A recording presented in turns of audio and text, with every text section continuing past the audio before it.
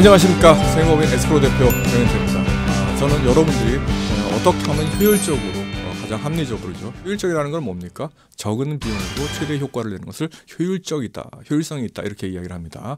그래서 내가 작은 투자 내지는 작은 투자라는 것은 꼭 노동뿐만 아니라 실질적인 금액적인 부분도 마찬가지죠. 가장 합리적인 투자를 해서 효용을 극대화시키는 방법에 대해서 이야기를 하고 있습니다. 그럼 과연 어떤 게 좋을 것이냐라는 부분에 있어서 이야기를 할게요. 돈을 버는 가장 두 가지 방법 중에 하나가 제가 말씀드렸듯이 노동 가치를 올리는 방법, 노동 생산성을 올리는 방법이죠. 예를 들어서 교육을 많이 받아서 직업을 가졌다. 그러면은 이거는 상당히 노동 가치가 높기 때문에 뭘 하나 하더라도 많은 돈을 받을 수 있으니까 이 사람은 상당히 가치가 있는 것이죠. 그죠? 이렇게 돈을 벌 수도 있고 또 하나는 뭐죠? 모아놓은 돈을 투자를 해서 돈을 벌게 하는 방법인 거죠. 자, 이 두 가지밖에 없어요. 자본주의 시스템 하에 어느 세상을 가더라도 이 두 가지를 가지고 돈을 벌어야 됩니다. 한 가지 그냥 예를 편안하게 한번 들어보겠습니다. 아들 둘이 있었어요. 하나들은 교육을 많이 받았어요. 그런데 부모 입장에서 생각을 했을 때 투자가 상당히 많이 됐죠. 노동 생산성을 향상시키기 위해서 교육비가 엄청나게 들었어요. 중학교, 고등학교부터 해가지고 가해시키고 학원 보내고 대학교도 4년 졸업하고 대학원까지 가가지고 공부 6년 또 하고 둘째 아들 같은 경우에는 별로 공부에 관심이 없고 노는 거에 일찍이 눈을 떠가지고 고등학교 졸업하고 난 일할 거야, 그죠? 그렇게 생각을 했죠. 그래서 부모가 생각했을 때는 너무 양쪽으로 불균등하게 투자를 해주면 안 될 것 같아서 공평하게 큰아들이 들어간 돈만큼을 작은아들한테 그냥 돈을 줬죠. 투자를 해줬죠. 이 부모는 대단히 나름대로 현명한 부모였기 때문에 이 작은아들한테, 그죠? 큰아들한테 들어갈 돈만큼을 뭉태기 돈으로다가 주식을 사줬어요. 그리고 이 돈은 쓰지 마라. 이 주식은 쓰지 마라. 이 절대 팔면 안 된다. 부모님이 마인드가 있었던 분이겠죠. 그래서 이 작은아들은 부모님의 뜻을 받자와 그죠? 열심히 건설 현장에서 일을 하면서도 그건 건드리지 않았다는 거예요. 그리고 부부가 이렇게 얘기했죠. 이 돈은 잊어먹어라. 그리고 내가 뭘 샀는지 생각도 하지 마라. 엄마 아빠가 잘 신중해서 네 걸로다가 만들어 놨으니 이 부분에 대해서는 건들지 마라. 그리고 세월이 흘렀습니다.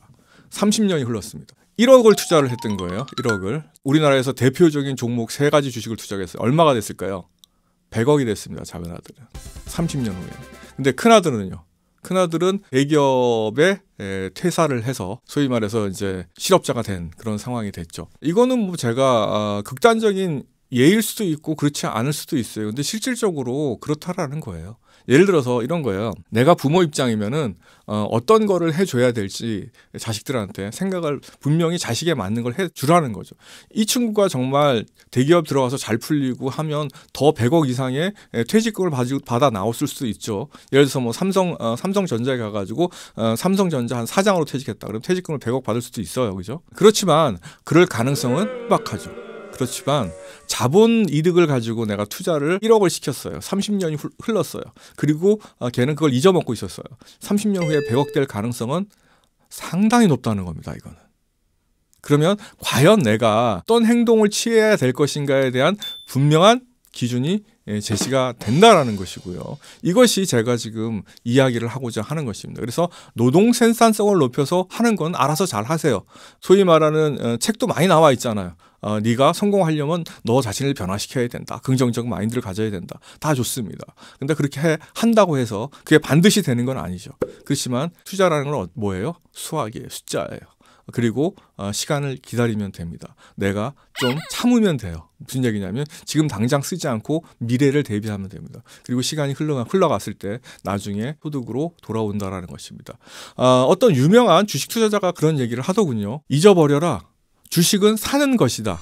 그죠? 사는 것이다. 그리고 그 부분에 대해서 주식을 내가 팔기 위해서 사는 것이 아니야. 그 데이 트레이딩 해가지고 매일 샀다 팔았다는 사람들은 절대 성공한 사람을 못 봤어요. 근데 30년 가지고 있었다. 이런 사람들은요, 100배가 돼 있을 수도 있어요. 그리고 실질적으로 우리나라 경제 상황에서는요, 그게 가능했습니다. 지금 100배가 된 종목들, 삼성전자 100배가 넘었죠. 30년 전으로 거슬러 갈 때 100배가 넘은 주식이 제가 아는 종목만 10종목이 넘습니다.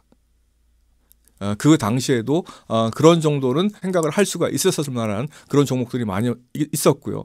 그 다음에 네이버라든지 뭐 이런 주식들이 있잖아요. 10년 전에 아무 가치가 없었어요. 그건 10분의 1도 가치도 안 됐어요.